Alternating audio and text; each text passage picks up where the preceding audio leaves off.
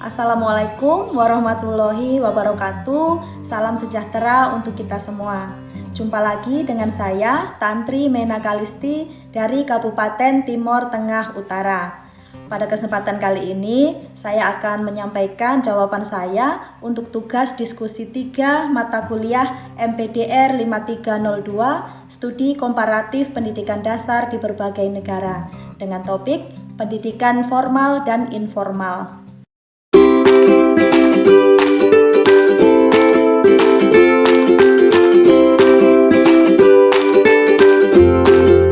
Dalam konteks pendidikan dasar di Indonesia, pendidikan formal dan informal memiliki manfaat serta tantangan masing-masing.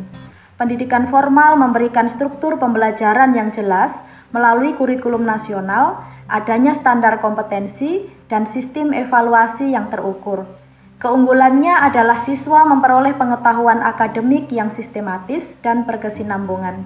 Namun, tantangannya terletak pada kecenderungan pembelajaran yang lebih berorientasi kognitif, kurang fleksibel, serta sering belum menyentuh aspek kehidupan nyata siswa, khususnya di daerah seperti di Timor Tengah Utara yang memiliki keragaman budaya dan keterbatasan fasilitas.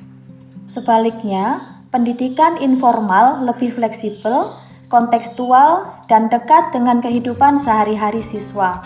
Manfaatnya adalah dapat membentuk karakter, keterampilan sosial, serta identitas budaya melalui praktik budaya lokal seperti natoni, tarian daerah, permainan tradisional, dan gotong royong.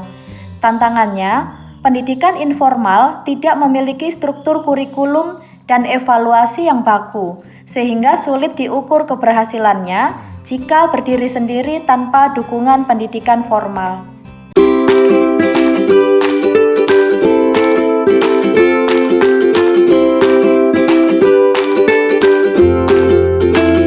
Sebagai guru pendidikan dasar, saya dapat mengintegrasikan elemen-elemen pendidikan informal ke dalam kurikulum formal agar siswa tidak hanya memahami konsep akademik, tetapi juga mampu mengaplikasikannya dalam kehidupan nyata.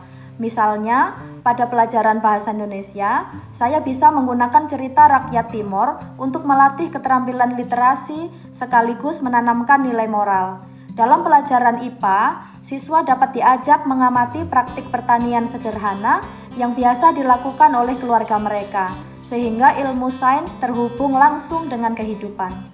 Permainan tradisional juga bisa dimanfaatkan untuk melatih kerjasama, disiplin, dan kreativitas siswa.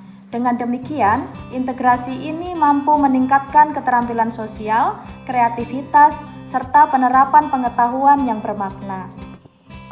Hal ini sejalan dengan pandangan Ki Hajar Dewantara yang menekankan bahwa pendidikan harus berakar pada budaya dan kehidupan anak, serta selaras dengan UNESCO tahun 2020 yang menekankan pentingnya keterhubungan antara pendidikan formal dan non-formal untuk membekali siswa dengan keterampilan abad 21.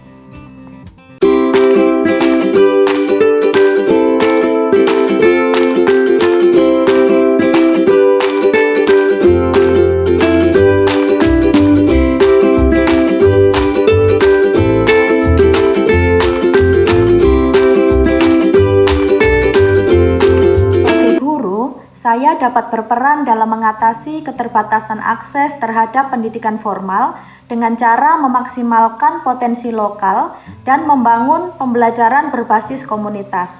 Misalnya, bagi siswa yang sulit menjangkau sekolah karena jarak atau kondisi ekonomi, saya dapat memberikan tugas berbasis proyek sederhana yang bisa dilakukan di rumah dengan pendampingan orang tua. Selain itu, saya dapat memanfaatkan ruang-ruang sosial seperti gereja, balai desa, atau kelompok belajar masyarakat untuk melaksanakan pembelajaran tambahan. Dengan demikian, siswa tetap memiliki kesempatan belajar meskipun akses ke sekolah formal terbatas. Agar pendidikan informal dapat memberikan kontribusi positif, saya berupaya mengintegrasikannya dalam proses pembelajaran formal.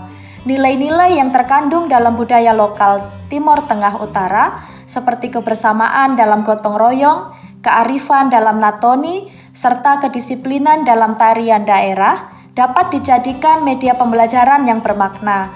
Misalnya, pelajaran bahasa Indonesia dapat diperkaya dengan cerita rakyat Timor untuk meningkatkan literasi dan menanamkan nilai moral. Sementara permainan tradisional dapat digunakan untuk melatih kerjasama dan kreativitas siswa. Dengan pendekatan ini, pendidikan informal bukan hanya sekedar pelengkap, melainkan menjadi bagian penting dalam mendukung perkembangan sosial, kreativitas, serta penerapan pengetahuan siswa dalam kehidupan sehari-hari. Hal ini sejalan dengan pandangan Ki Hajar Dewantara yang menekankan bahwa pendidikan harus dekat dengan kehidupan anak dan lingkungan budayanya.